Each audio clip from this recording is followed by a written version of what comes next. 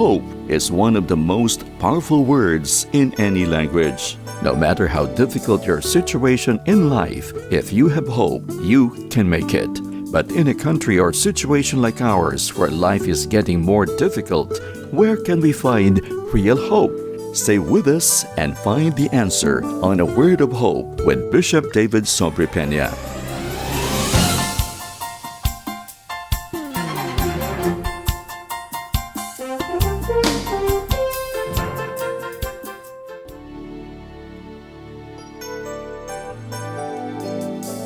Welcome to A Word of Hope.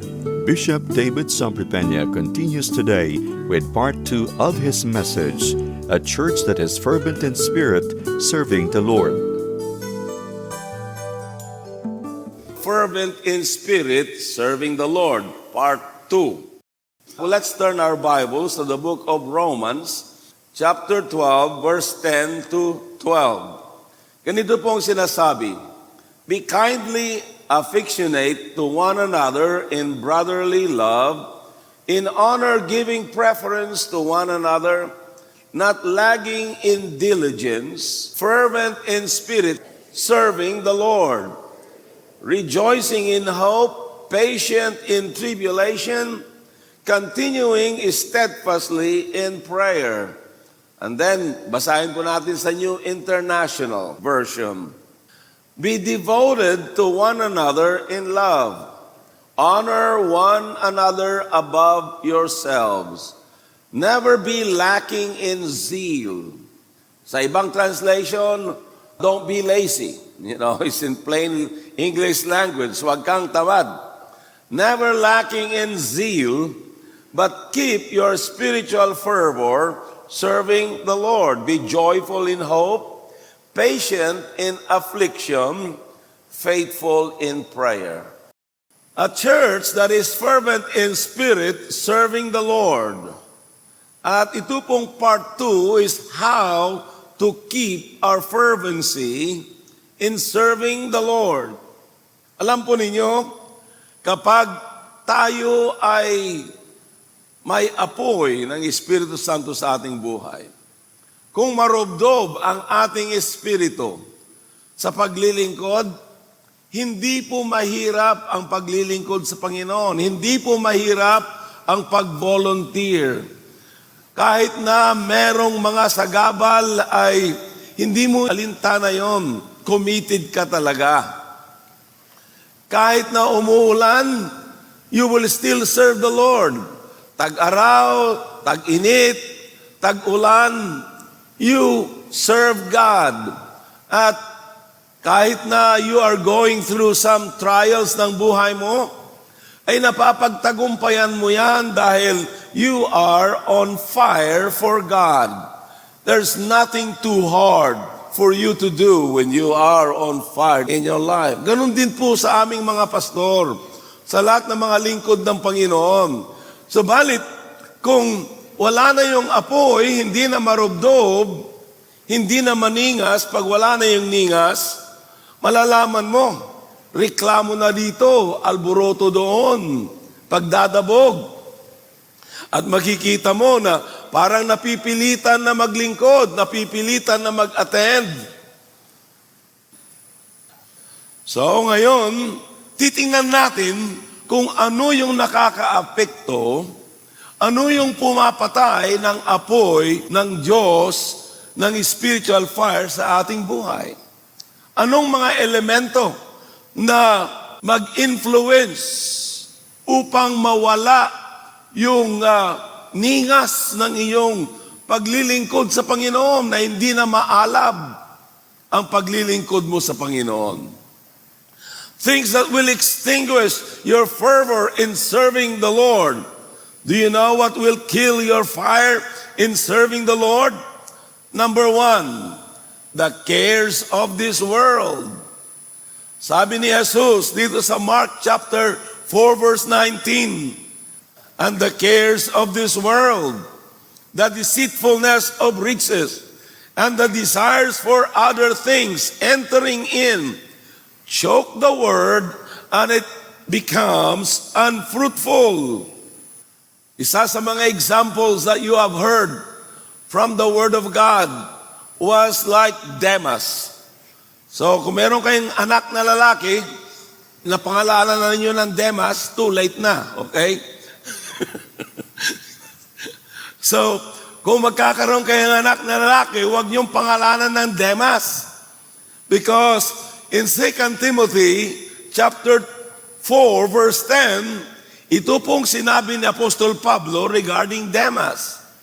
Sabi niya, "For Demas has forsaken me, having loved this present world, and has departed for Thessalonica, Crescens for Galatia, Titus for Dalmatia." Ito pong si Demas, can you imagine? He traveled with the Apostle Paul. Kung merong servant of God na nais mong maging kasama, Paul should be Apostle Paul. Para ka nang siguro sumama kay Billy Graham, sumama ka sa mga malalaking mga pastor, and you travel the world throughout the Roman Empire, which Paul did, kasama si Demas. You would think na si Demas ay talagang mananatili sa gawain ng Panginoon, but he walked away. Siguro doon sa Thessalonica o sa Ephesus, kung saan siya pumunta, those were the modern cities of the time. At nakita niya siguro yung mga magagandang tanawin, nakita niya yung mga riches, how to make a lot of money in a big city. Ipinagpalit niya ang calling niya at panawagan ng Diyos sa buhay niya sa mga bagay-bagay ng mundo. Now, I don't suggest for 1 minute that you should not do your best in making a living. In fact, I pray for people to be blessed. I pray for our businessmen and women na umunlad ang kanilang buhay, for God to prosper them, because that is the will of God for your life. Pero kung yun ang naging numero 1 sa isipan mo, sa puso mo, watch out, because it will lead you astray from God. Hot pursuit of material things, if unchecked, can lead us astray from God's will. Pressures in business, pressures in profession, pressures in your jobs. You become too busy and preoccupied with material things. Then what happens?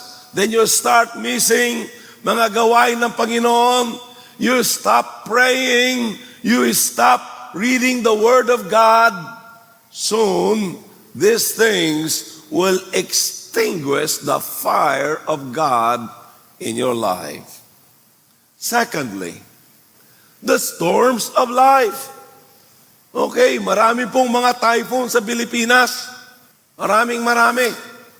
Problems and difficulties come in various ways and sizes. And also, nakaka-discourage sa atin ang pumapatay ng apoy ng Diyos sa ating buhay is the daily grind between waking up in the morning and sleeping at night. Thirdly, people around you, not just unbelievers, but even Christian believers, can affect your spiritual fire in your life.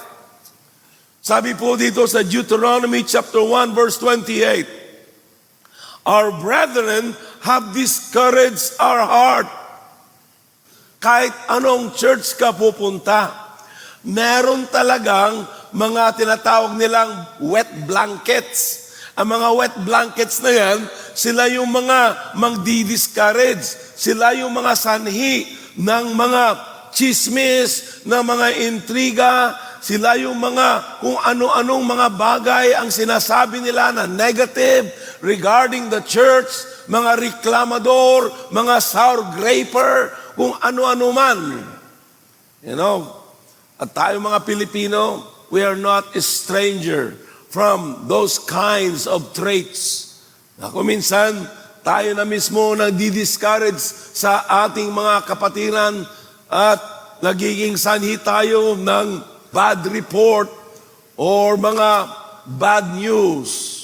So, don't allow negative people to infect you with a spiritual virus to kill your fire. Virus like gossip, virus like negative attitude, like slander, paninira ng puri, virus like unbelief. Oh, maniwala ka dyan, di ko naniniwala dyan. Virus like jealousy. So, associate with people who will inspire you. We need to infect people with the love virus. Sabi ni Apostle Pablo, for the love of Christ constraineth us. 2 Corinthians 5:14. Sa inyong paglilingkod sa Panginoon, makita nawa ng mga tao, makita nawa ng ating kapwa ng mga mananampalataya ang iyong pag-ibig at umaalab na puso para sa Panginoon. God may clean up your tongue so that instead of always complaining and griping, words of love, the sweetness of God's divine presence will emanate through you and it will be expressed in your lips unto the Lord.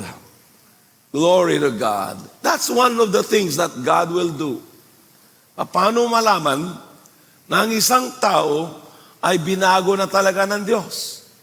Ang isang bagay, kung ano yung lumalabas sa kanyang bibig. Because the Bible says, out of the abundance of the heart, the mouth speaks. Now, how do we keep our fervency in serving the Lord? Ngayon naman, paano natin ma-maintain yung apoy ng Diyos sa ating buhay sa paglilingkod sa Kanya so that we will be fervent in spirit serving the Lord? Number 1, read and meditate on God's Word. That's always basic. In Matthew chapter 4, verse 4, Jesus said, man shall not live by bread alone, but by every word that proceeds from the mouth of God. In Psalm chapter 1, verse 2, his delight is in the law of the Lord, and in his law he meditates day and night. You know, reading the word is one thing. Meditating on his word is another thing. How do you meditate on the word of God? Magandang example nito ay kung naobserbahan mo ang kalabaw o ang baka. Nandoon sa parang kumakain ng grass, and then pagkatapos na kumain ng halos ilang mga oras, nandoon sila sa lilim ng puno. O yung kalabaw, nakaupo o nakahiga. Nakikita mo na their mouth is active. What are they doing? They regurgitate the food from one part of their stomach, and they do what it calls chewing on the cud. That is meditation. So, as you read the Word of God, you begin to meditate, you begin to think about the Word of God. Hindi yung, yung meditation na you cross your leg, and you begin to chant something. It's not yoga, but it's the Word of God because it is powerful. Yun ang meditation.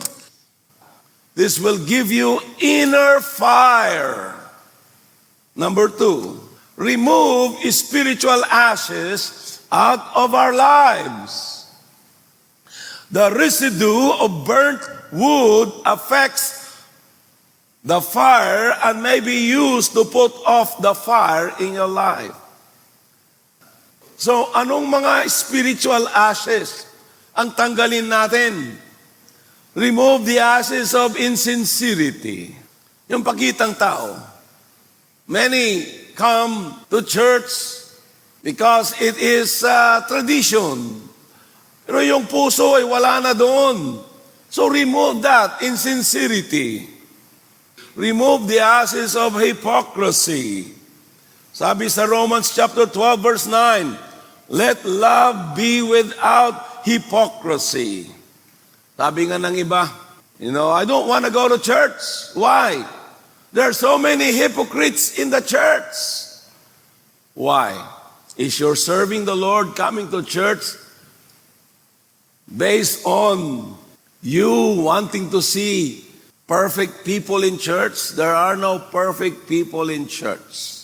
Pero atin pong i-practice, sinasabi ng salita ng Diyos, looking unto Jesus, the author and finisher of our faith. Kaya nga, ang ating tingnan lamang ay si Jesus.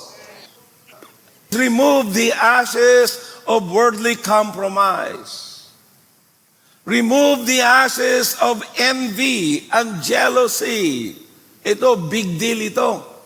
Ang dami kayang nagiging jealous. Sana all. Hindi sana all. Hallelujah. God wants to bless your life. Pero kadalasan ang kanyang mga blessing ay hindi po uniforme. According to your prayer, according to your faith, according to your personality. Hindi one size fits all. Kung one size fits all, sana pagpunta mo sa mall, makita mo yung damit, you pick it up already. Wag mo nang isuot, wag mo nang i-try. Wag ka nang humanap ng small, medium, large, XL, double XL, triple XL, meron pang 4XL. The only thing that one size fits all is God's salvation for you. Hallelujah. Yan ang maaring sana all. But when it comes to blessings, it comes in different sizes and degrees according to your faith. Huwag kayong mainggit, huwag kayong maging jealous. It will kill your spiritual fire. So take away envy from your life.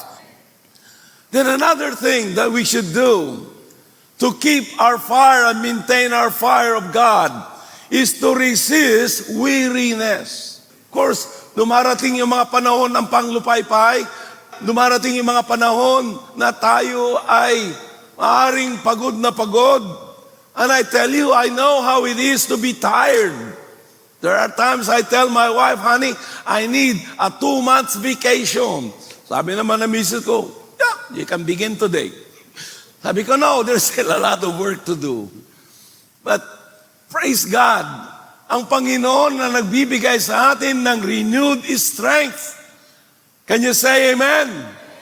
In Galatians chapter 6 verse 9, it says, and let us not grow weary while doing good, for in due season we shall reap if we do not lose heart.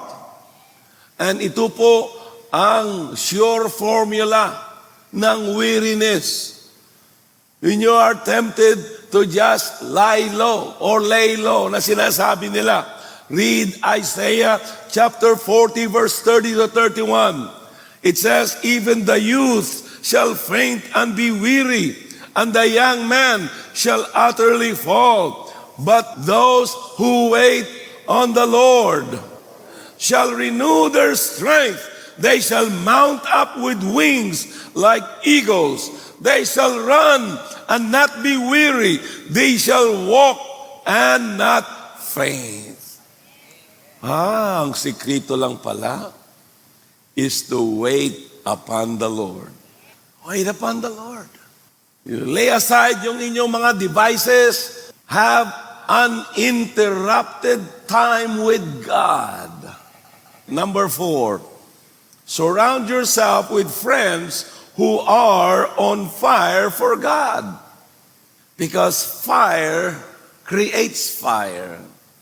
You know, if you put one wood that's on fire and you add another wood that's not yet on fire, soon that other wood will catch fire And they will be both on fire to create a bigger fire. If you were part of a life group some time ago, begin to seek to form that group once again. At kung medyo wala na po yung mga dati yung mga member noon, get other members of the life groups so that you will have the fire of God in your life. Number 5, be inspired by your first love. Nothing inspires you more than love. Sabi nga ng isa, pag-ibig, sabi niya, kahit harapin ko ang 7 sibat, hindi ako sisibat. Sabi ng isang lalaki sa dalaga na sinusuyo niya, sabi niya, gustong-gusto ko na nandito ako palagi. Minamahal kita. Walang makakapahinto sa akin at sa aking pag-ibig sa iyo. Magpapaalam na siya. Sa gabi, sabi ng dalaga, babalik ka ba bukas? Oo, kapag hindi umulan. Ulan lang pala ang katumbas. But you know what? Your love for the Lord should be an inspiration to serve Him, to have that fire of God in your life. Huwag po tayo maging katulad ng mga taga-Ephesus. Sa church ng Ephesus, nung unang araw, sabi po ni Jesus sa kanila, sa verse 4, nevertheless, I have somewhat against you because you have left thy first love. You have left your first love. Ang ibig sabihin niyan, from the original, is that you have let down your early love so that your love right now is less glowing. Nawala na yung apoy ng iyong pag-ibig. The passion is gone. And in the same way, my brothers and sisters, we should once again rekindle the fire of God's love in our hearts. Ang dami sa atin ang medyo naapektuhan ng ating ningas ng ating pag-ibig sa Panginoon dahil sa pandemic. Ang dami na hindi nagsisimba. So manumbalik nawa ang iyong pag-ibig sa Panginoon. You do it for love of God in your heart and in your life. And then lastly, be empowered by the Holy Spirit. Sabi po ng Ephesians chapter 5 verse 18 to 19, be not drunk with wine, in which is dissipation, but be filled with the Spirit.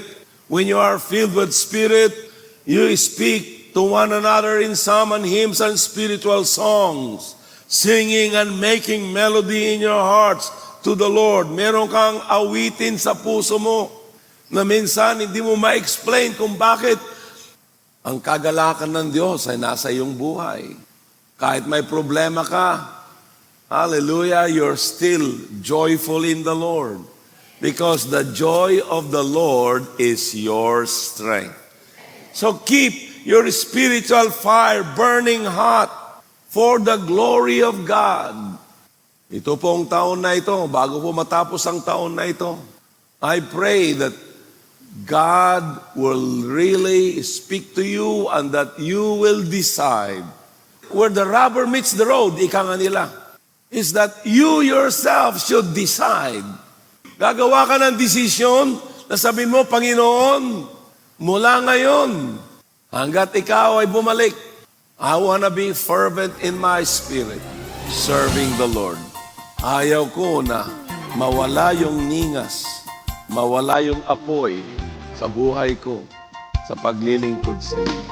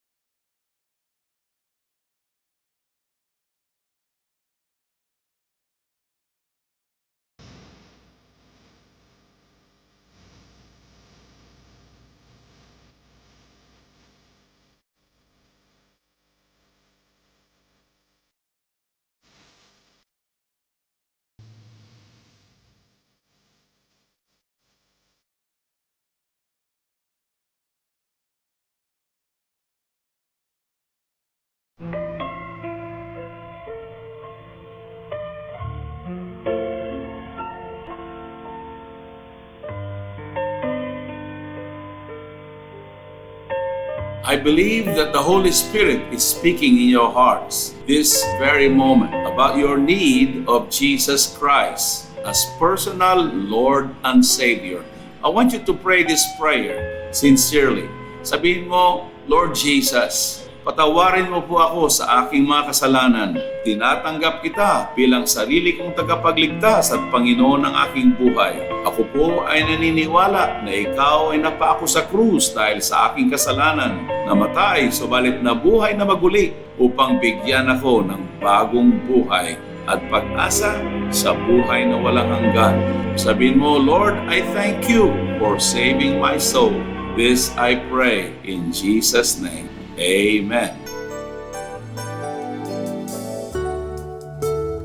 If you prayed that prayer, we believed you got born again. Please let us know by texting 0999-955-4211. That's 0999-955-4211. Or follow us on Facebook. You may also visit our website www.wordofhope.ph. That's www.wordofhope.ph.